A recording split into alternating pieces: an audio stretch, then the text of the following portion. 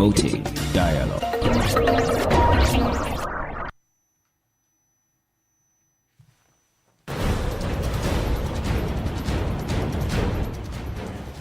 It's 6 p.m. in Dakar and Accra. Good evening and welcome to Newslink on West Africa Democracy Radio 94.9 FM in Dakar, Senegal. We're also live on Facebook and on YouTube and across the world at wadr.org. Here are our top stories this evening. Cabo Verde's Electoral Commission declares opposition winner of legislative elections with parliamentary majority. We'll break down the results and tell you what all of this means. Also, Burkina Faso shuts down major Sunni mosque in Ouagadougou over public order concerns. And newly inaugurated cabinet in Benin establishes artificial intelligence ministry.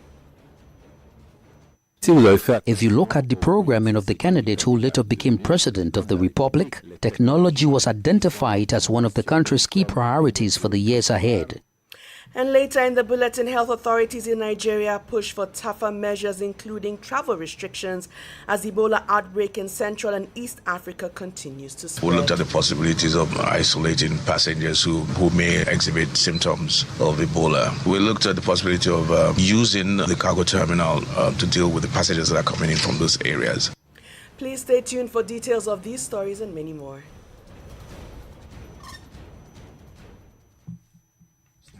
Democracy Radio. It's you speaking.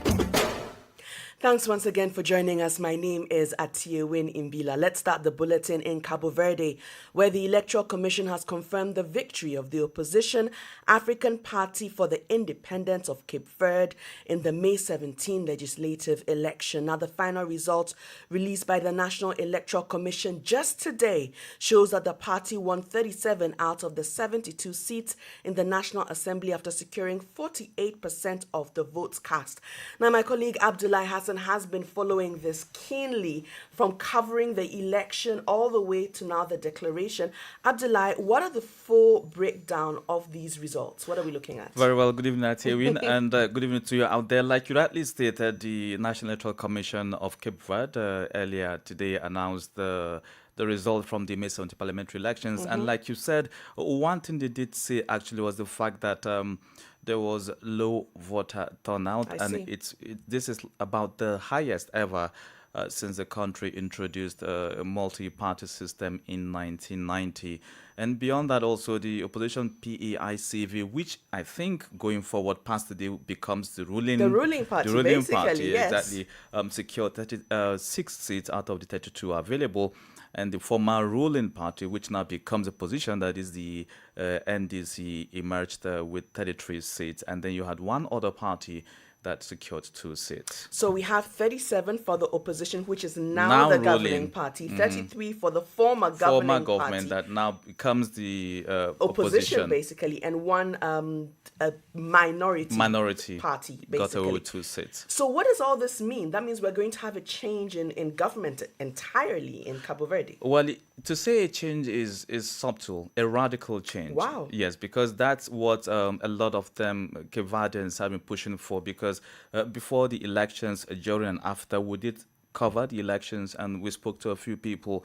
And the reason they wanted this change is because the outgoing government for a while has been there, at least for 10 years, and there was no significant change in terms of the living conditions of citizens there. And on the increase, also migration. The country is less than 1 million people, but yet migration flow is at an alarming rate. They also complained about unemployment and some of these other issues that countries basically in Africa complain about. So the incoming government, PEICV, led by, what's his name now, the mayor of the capital prior, Francisco Carvalho, did promise radical reforms, including addition, or should I say increment, to salaries of civil servants. I see. So those are the main issues, and that would be the incoming Prime Minister of Cabo Verde, essentially. Yes, essentially. But he will be tested as well, I'd say. It's good. It's good for them to know. We have been discussing that for our listeners to know that Cape Verde, like Guinea-Bissau, they all depend on aid, financial support from Western countries to finance some of their policies and programs, initiatives, basically around education, health, and agriculture. And so without much revenue generation in-house, how much can you do when the donor community is shrinking? We can see that many of these countries are cutting back their aid. So one question posed to him was how would he achieve some of these radical reforms? And he did say that first he will go about cutting down on government expenditure. I see. They'll all make the same promise, but let's see if he can do that. He will walk the talk.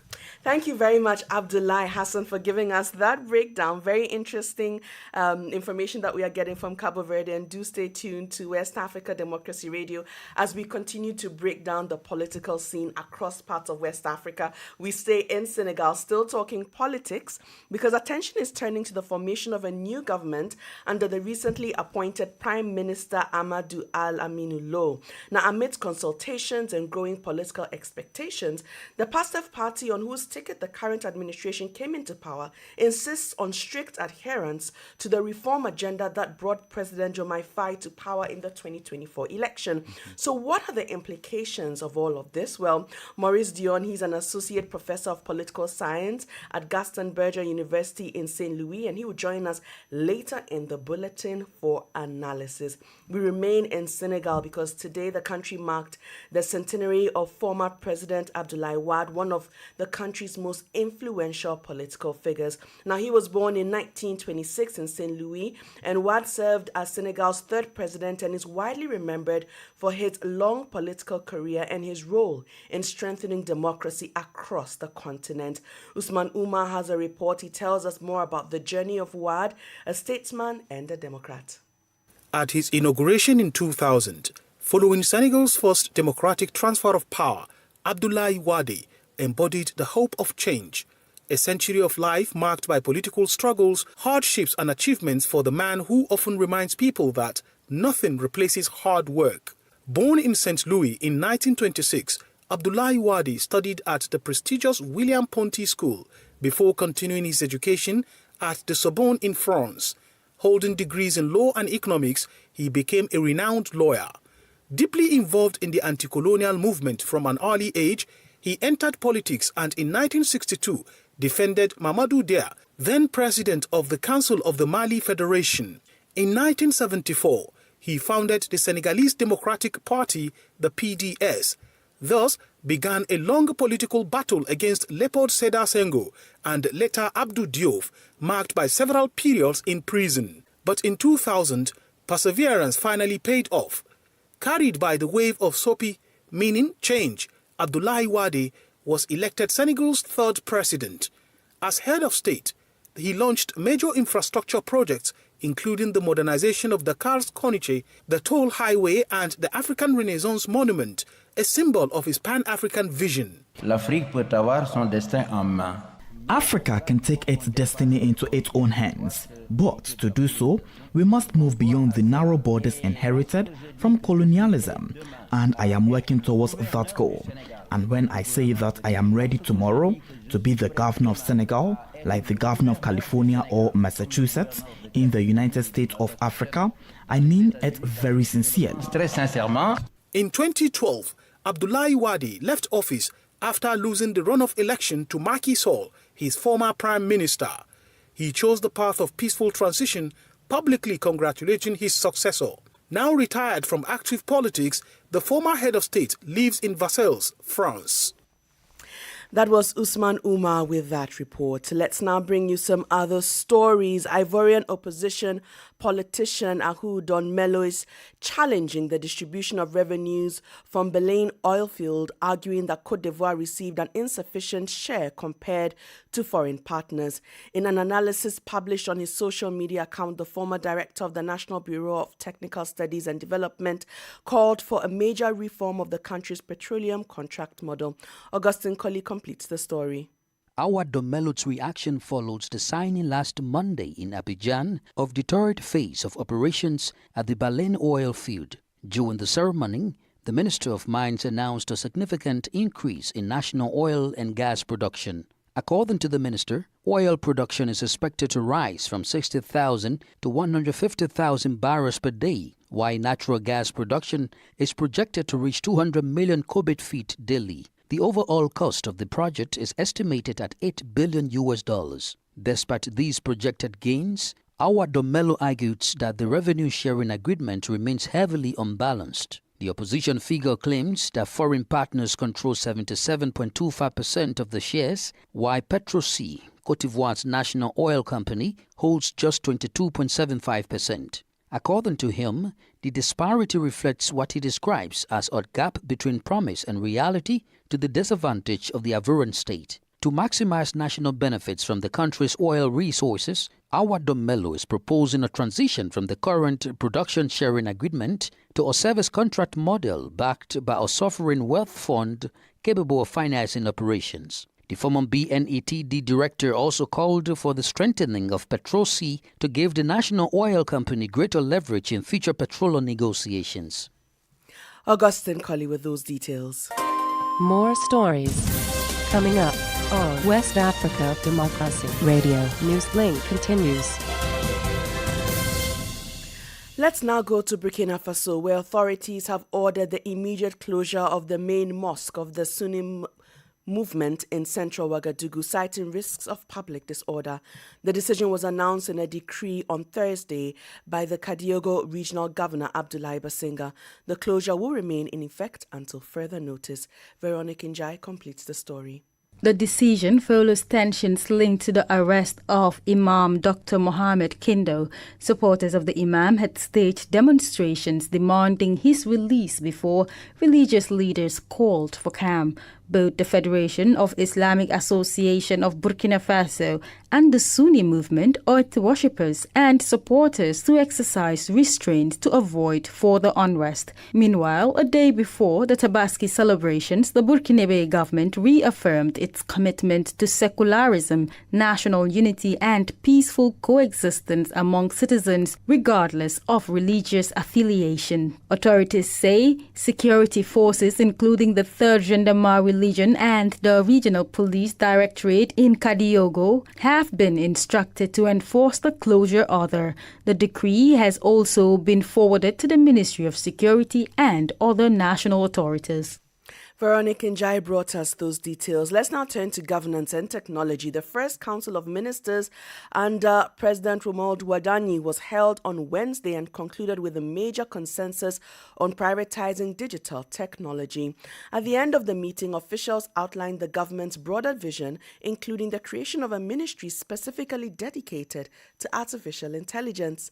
The newly appointed ministers also used the occasion to present their ambitions for their respective sectors. Christopher Atichu has more.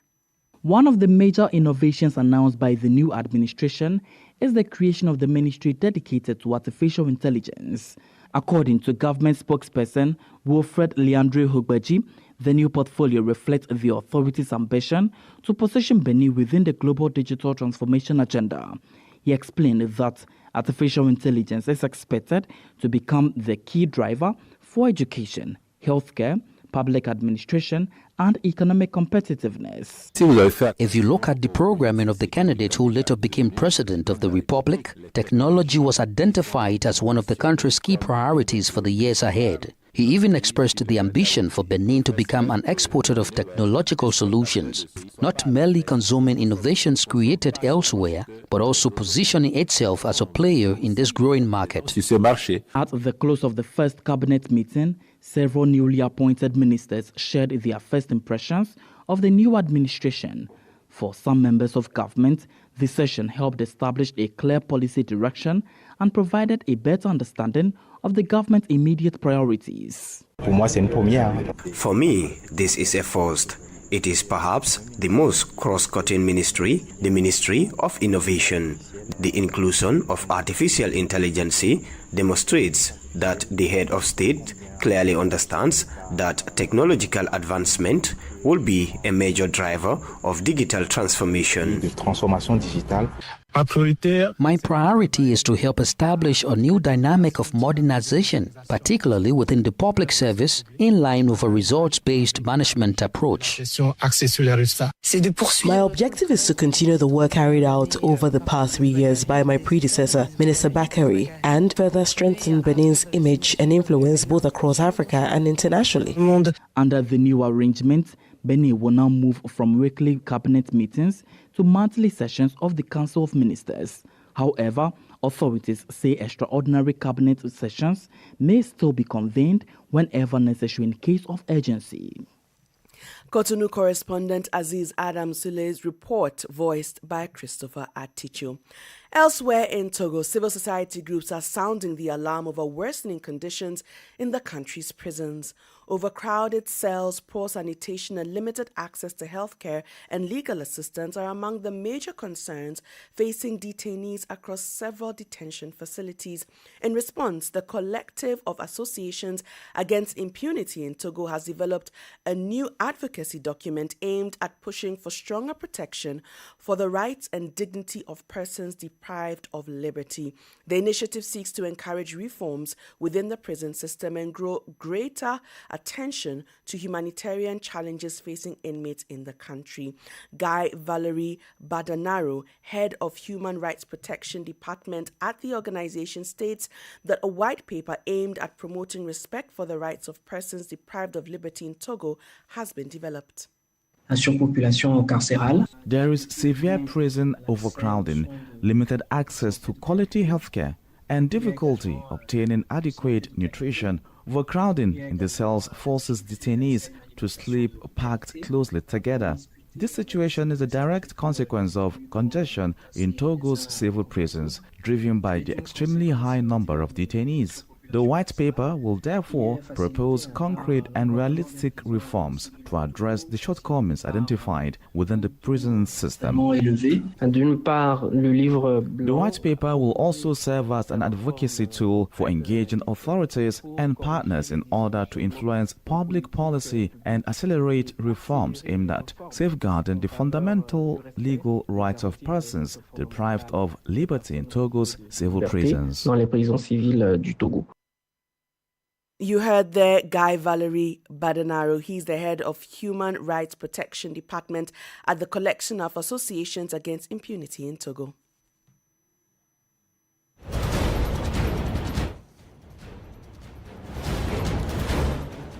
You're listening to Newslink on West Africa Democracy Radio, broadcasting on 94.9 FM in Dakar, Senegal, streaming live on YouTube and on Facebook and around the world at wadr.org. Here's a reminder of our top stories. Cabo Verde's Electoral Commission declares opposition winner of legislative elections with a parliamentary majority. Burkina Faso shuts down major Sunni mosque in Ouagadougou over public order concerns. A newly inaugurated cabinet in Benin establishes artificial intelligence ministry. Still ahead in the bulletin, health authorities in Nigeria push for tougher measures, including travel restrictions, as Ebola outbreak in Central and East Africa continues to spread. We have guest interview and sports news as well, so do stay with us. West Africa Democracy Radio. It's you speaking.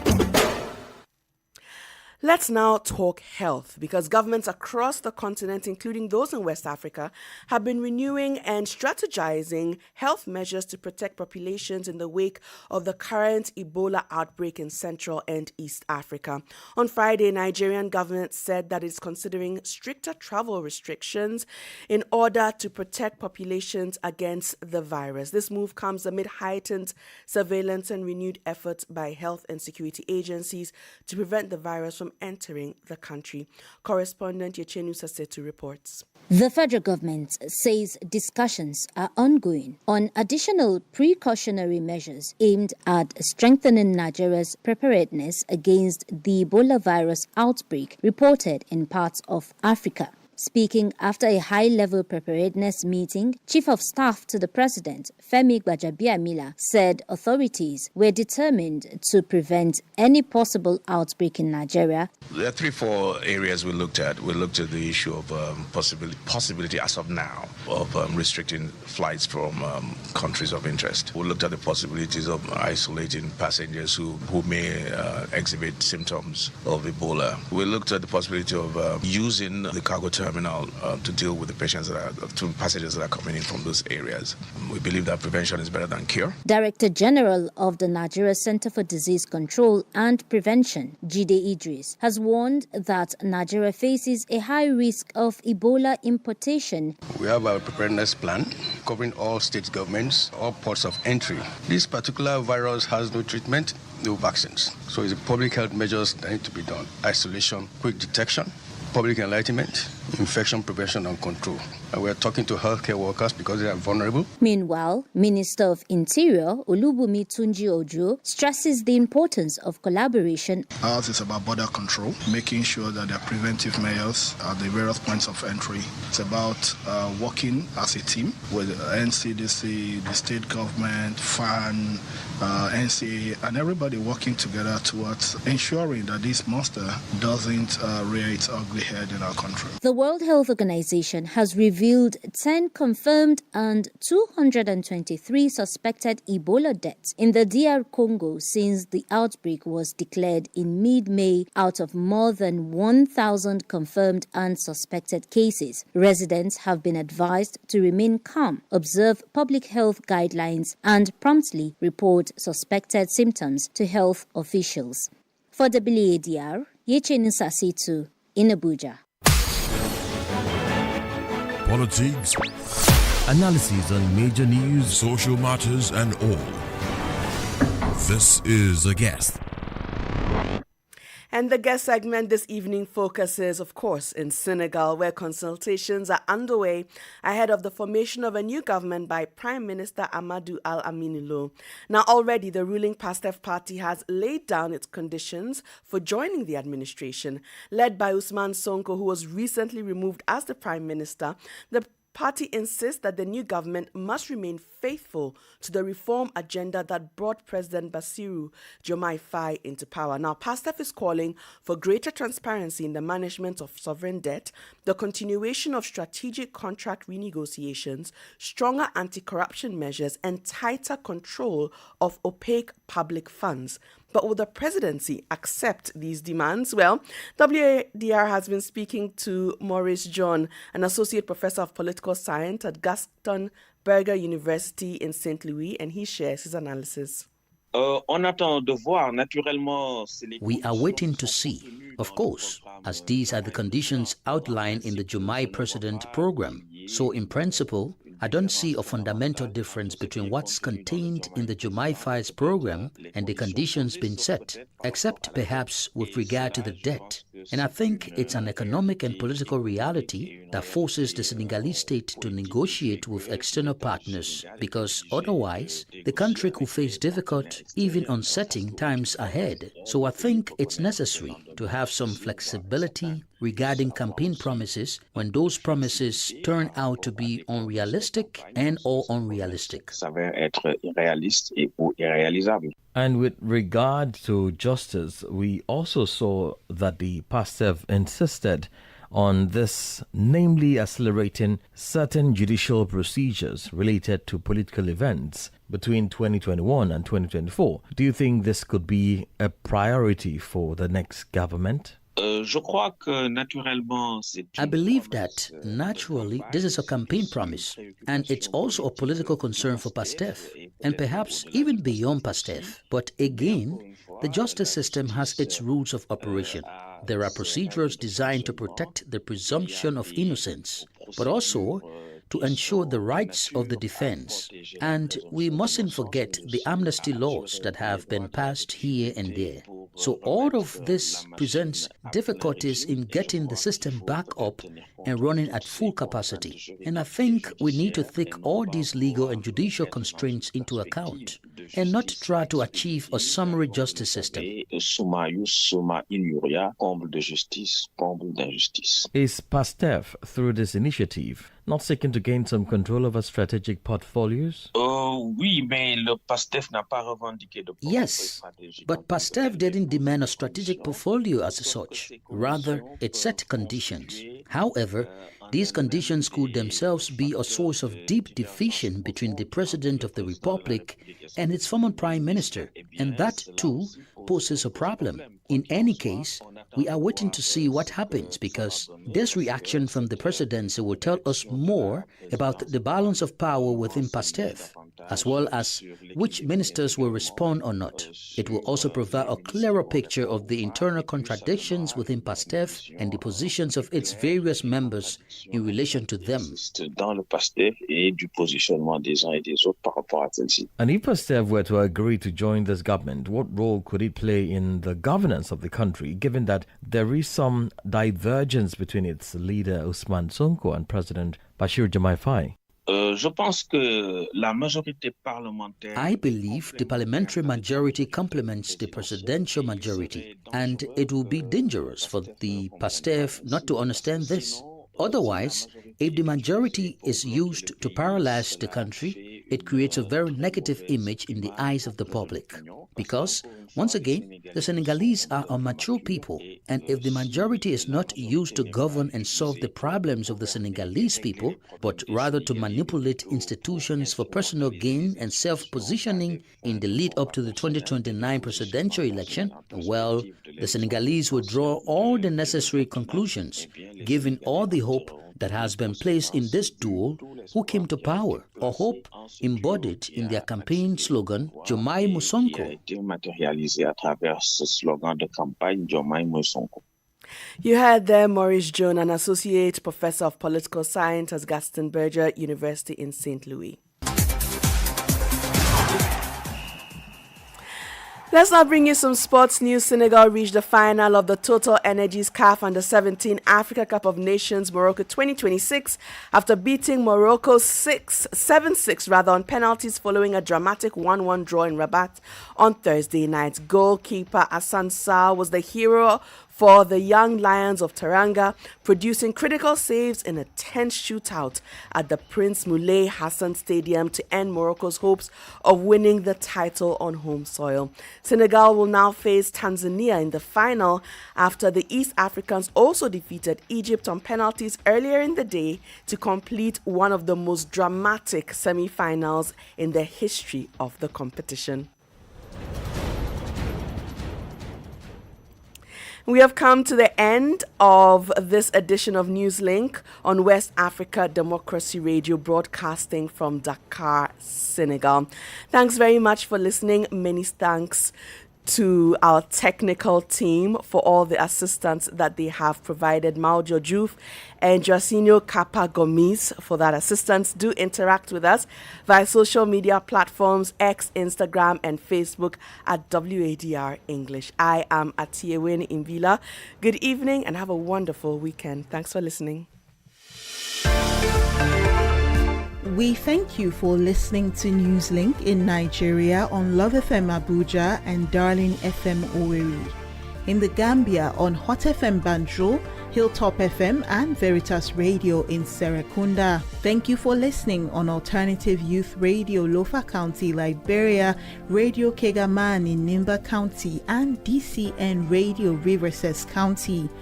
A big thank you to Radio Baft FM in Sierra Leone for listening, and in Ghana we thank Radio Pad in Damango and Royals FM in Wenchi. Thank you all for listening.